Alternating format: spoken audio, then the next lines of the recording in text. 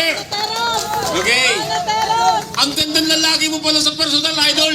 Pinapanood lang kita dati. Oo. Okay, ito po si Banat Bay. Bay, masaya ka ba sa nangyayari sa lipunan natin, Bay? Una sa lahat, magandang araw po sa inyo. Alam niyo po, kagabi ho, nandito ho kami ni Jay Guevara. Nandun din po kami sa Congress po at nagsalita. Na nakikita po namin yung nangyayari at kung ilang oras po nilang inipit ang ating Vice Presidente at si Atty. Lopez. Doon, ang tagal po nun, inabot po ata ng 3 oras bago po dalhin sa ospital. Alam nyo, hindi na po ito usapin ng politika, Duterte o Marcos. Ito'y makatao na po. Kung ang isang tao, kahit sino pa yan, kahit ano kulay niyan, kita mo na nakabulagta, tutulungan mo na yan. Di ba? Hindi yung kung ano-ano pang sasabihin mo dahil ganito. Una-una, hindi naman po kriminal si Atty. Lopez. Siya po ay isang resource person. Kaya nga po, paulit-ulit sinasabi ni VP Sara Duterte, yung karapatan naman nun. Ako po, marami nagsasabi sa mga social media, tinatanong nila, dapat nang manawagan si VP Sara Duterte ng People Power o kaming mga vlogger. Alam niyo po mga kababayan, hindi na namin kailangan manawagan. Yan po ay nasa karapatan natin. Nasa Article 3 ng Konstitusyon yan, Bill of Rights. Ang karapatang magtipon-tipon at ipahayag ang kanilang saloobin sa nangyayari sa bayan natin. Hindi na ho ito usapan ng Duterte at Marcos. Ito po'y usapan na ng pang-aapi sa bawat Pilipino. Hindi na ho natin gustong usapan natin na kailangan mawala si Marcos. Hindi ho. Bawat isa sa atin ninanakawan ng mga congressman natin. Alam natin yan. Bakit ang yaman ng Pilipinas pero mahihirap tayo? Saan kayo nakakita na sobrang yaman ng bayan mo pero mahirap tayo? Bakit? Dahil nasa bulsa ng mga congressman. Tapos masaya kayo sa 1,000 ibinibigay sa inyo? 1,000,000 ang ninanakaw sa bawat isang tao? Anong klaseng bayan meron tayo? Di ba nakakalungkot po yun? Hindi na ho ito Duterte Marcos tayo na ang inaapi dito, bawat Pilipino. Hindi na namin kailangan manawagan sa inyo na sumama kayo sa amin dito, pumunta kayo dito, suportahan si VP Sara. Hindi ho. Inapi na ho tayo. Alam nyo, para sa akin, personal ito. Alam nyo kung bakit? Ako ho nadali. Inalok ako ng 500,000 kada buwan para sumuporta sa kanila. Nung tinanggihan ko, ano meron? Kaso. Etong linggong to pupunta ako sa Legazpi para harapin ang kaso ko. Bakit? Hindi lang ako pumayag sa 500,000 kada buwan. Sana natutulog na lang ako Nagigits niyo yun? Pero hindi kaya ng konsensya ko na batikusin si VP Sara Duterte nang walang dahilan. Sana kung tarantada yun, okay Araw-araw natin banatan, pero hindi ho tama Hindi ho ako nagpapaka-righteous, nagpapakabanal. Kailangan ko yung pera. Pero masama na ho yun Isipin nyo kaninong pera yung mapupunta sa akin. Sa inyo galing yun. Di ba ho, sa inyo po galing yun. Kukunin ko para siraan lang ang mga Duterte. Kaya nakakalungkot yung mga vlogger dyan na dating sumusuporta sa Duterte. Putang ina ninyo, pumupunta pa kayo sa EDSA? Di ba pumupunta pa kayo sa EDSA? Tapos kayo sisiraan nyo si Duterte? Tama. Sa halagang magkano? Huwag na tayo maglukuhan. Pantsupa nyo yan Yun ang totoo. Dahil wala kayong machuchupa kung wala kayong pera. Kaya nyo tinanggap yan. Sorry, pasensya na kung masama yung kung may mga bata dito. Pero totoo yun Yung isa nga na, doon na sa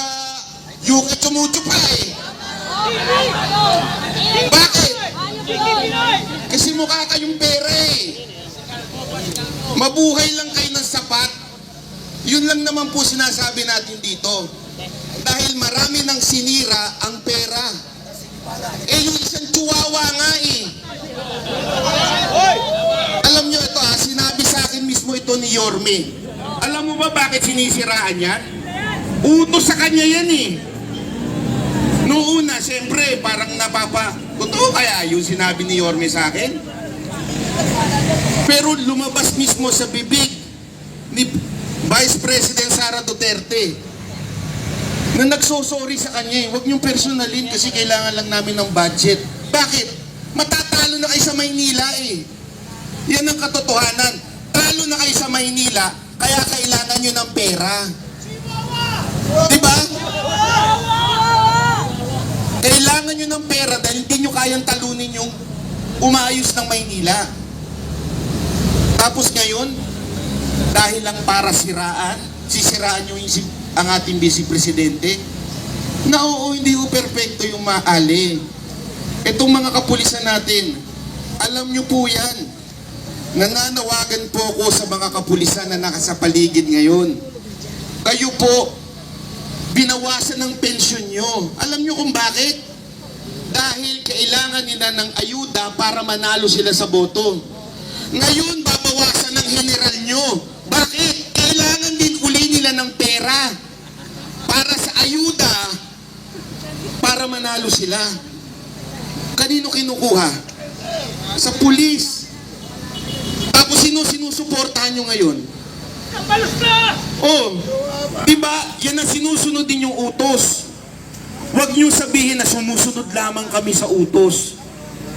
You have the right na tumanggi sa maling utos. Karapatan nyo yan. Sasabihin nyo matatanggal kayo pag sumuway kayo. Aba, sana hindi na lang kayo nagpulis. Kung hindi nyo naman kayang manindigan para sa bayan.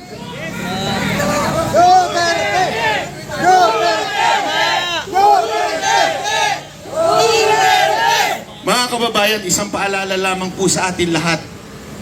Sana po ay magawin natin itong mapayapa. Kasi yun po ang kahilingan ng ating Pangulong Duterte. Mapayapa at legal na paraan. Ulitin ko, Tore ha, legal na paraan. Tangina, magdedemanda ka na naman sa akin dyan eh. Legal na paraan. Matahimik, legal na paraan. Ulitin ko ha, kakasuhan mo na naman ako sedition dito. Legal na paraan. Ano po yun? Manawagan tayo. Manawagan tayo na sa mga kasundaluhan natin at kapulisan natin. Tayuan ninyo ang konstitusyon. Yun lamang po yun. Tayuan ninyo ang konstitusyon. Ano nakalagay doon? Nanggagaling ang tunay na kapangyarihan sa taong bayan. Pag inaapi na ang taong bayan, ipagtanggol nyo naman kami. Yun lamang po yun. Mga kapulisan, mga sundalo, pag inaapi na po kami, karapatan ninyon ay pagtanggol ang bawat Pilipino. Kailan pa? Pag ubos na pera natin, bayan na to? Ubos na eh. Wala na nga panggawa eh. Kaya nga pinalitan na yung build ng build better more. Bakit? Eh kailangan lang nilang palitan eh. Wala naman silang proyekto. Di ba? Pangalan lang yung pinalitan nila. Lahat wala na. Ngayon naghahanap. Tingnan mo bakit nagkaloko-loko ang disaster natin. Kasi wala nang pera. Asa na yun? Nandun sa bagong tawag sa panunuhol. Ano yun? AIX at saka yung akap na yan, di ba? Yan yung bago eh. So sinusuhulan tayong mga Pilipino para iboto uli sila at muli silang magnakaw. So mga kababayan, ulitin ko po sa mga OFW, alam ko mahirap umuwi dito. Pero kung kaya ninyo, gawin ninyo para sa bayan nyo. Kasi baka mamaya, pag uwi ninyo, bulok na ang Pilipinas. Yun lamang po. Gusto ko lang magpasalamat ha. Wala ho dito, banateros yan, ano yan, hindi. Lahat po ng mga vloggers dito, ina-acknowledge po natin. Suportahan po natin silang lahat. Lahat po. The mere fact na hindi ho sila nagpapabili sa kabila. Mahirap po yun. Ang laking pera meron sa kabila eh. Yung dating nakatira lang sa kubo, sana nakatira? Sa kondo na eh. Oh, may pancho pa. Totoo naman, di ba? Alam nyo, hindi ko na lang papangalanan yung kalbo na yun, ha? Nagkita kami nun eh. Yung sa Manila. Pinag-aasar-asar ko yun eh. Sabi ko, anak ka ng wedding. Dati lang, hindi kasi hindi ganyan. Porkit puno-puno ka ng kaso, babaluktot ka. Alam ko po yung bakit. Puno na ako ng kaso eh. Ilan na kasong dinadaanan ko ngayon? Ubus na pera ko sa kakakaso na yan. Pero bakit? Kasi para sa bayan eh. Yun po ang totoo dyan. Hindi po, ulitin ko ha, wala akong planong tumakbo. Wala ang planong tumakbo ang buong grupo ko. Para lang talaga kami sa bayan. Para lang, kasi wala ho eh, mamamatay tayong lahat. Tama mali, sino dito hindi mamamatay? Meron ho ba dito hindi mamamatay? Pwede ba ako sumama sa relihiyon nyo? Hindi, biro lang ha. Di ba lahat naman po tayo mamamatay? Darating tayo, harap tayo sa Panginoon, anong ginawa mo? Anong ginawa mo nung nasa lupa ka? Pinaglaban mo ba yung mga kababayan mo? Sino dito ang namili ng bansa nung pinanganak? Sige ho, meron ho ba dito?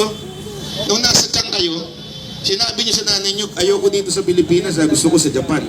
Wala, di ba? Lahat tayo, wala hong choice. Pinanganak tayo sa Pilipinas. May dahilan yan. Upang mahalin mo ang bayan mo. Hindi disgrasya na pinanganak ka sa Pilipinas. Pinanganak ka sa Pilipinas upang ipaglaban mo ang Pilipinas. Masarap pumunta sa ibang bansa. Sino ang nagpupunta dito sa ibang bansa? Di ba ang sarap? Yung iba sa inyo nakapagtrabaho sa ibang bansa. Pero hanggang gano'n na lang ba tayo? Hanggang gano'n na lang ba tayo na every December nangangarap tayo pumunta sa Japan, pumunta sa ibang bansa? Kasi bakit? Ang ganda ng bayan nila eh. Hanggang gano'n na lang ba tayo? Hindi ba tayo mangangarap na someday, sana yung bayan natin katulad ng Japan, katulad ng Korea, Singapore, di ba? KOJC. Hindi, pero po, totoo naman yun. Napakaganda nung sa loob ng KOJC. Sana po, ganun lang ipaglaban po natin. Okay? Tuloy-tuloy lamang po tayo dito ha, sa mga kababayan nating nanonood dyan. Walang uwi! Walang uwi at pumunta kayo dito. Pumunta kayo dito. Huwag nyo nang antayin na manawagan pa ang mga vloggers sa inyo. Pumunta na kayo dito. Sumaglit kayo dito. Huwag nyo nang antayin na manawagan pa si VP Sara Duterte o si Pangulong Duterte. Dahil ang balita ko ay pupunta rin yun. Bali-balita lang naman. Hindi ko pa naman sinasabing totoo yun. Pero sana ho pumunta po tayo. Ipahayag lang natin na mga congressman, ang kapangyarihan nyo nanggagaling sa mga Pilipino. Yun lang. Ang kapangyarihan nyo ay galing sa amin. So parang awa na, tama na yung pagnanakaw nyo. Tama na. Parang awa nyo, tama na. Ubus na ang pera ng Pilipinas. Kailan pa kayo tatayo? Pag kumakain na kayo ng bubuk? Hindi, o tanong mo sa'yo, kailan pa ho kayo babangon? Yun, ang tanong dyan ay, kailan pa kayo babangon? Pag wala na, walang-wala na tayo, sobrang hirap na natin. Ngayon yun, sobrang hirap na natin eh. Alam niyo, ang ganda nung sinabi ni VP Sara Duterte. Di ba tinanong siya kung mananawagan siya? Ang sabi niya, mahirap kasi ngayon lumabas eh, kung mga tao dahil naghihirap. Tama siya na mali. Tama siya na naghihirap talaga ang Pilipinas. Pero sa akin, habang naghihirap tayo, mas may dahilan pa nga tayo lumabas eh. Para ipakita natin, tama na. Tama na ang pagnanakaw nyo. Kawawa naman na kami. Ubus na pera ng bayan natin. Diba? Anong itsura ng Pilipinas ngayon? Puro hukay, puro traffic, corrupt na mga enforcer. Di ba kayo nahihiya nun? Araw-araw may nahuhuli na opisyal ng gobyerno ha, naka-7 pa, dadaan ng busway, magpapalusot. Kamag-anak naman yun. Ano ba? Hanggang ganun na lang ba talaga tayo? Masaya na po ba tayo sa ganun? Kung hindi, pumunta ka na dito, ipahayag mo na yan. Yun lamang po. Maraming salamat po. Ako po si Banat Bay. Alright!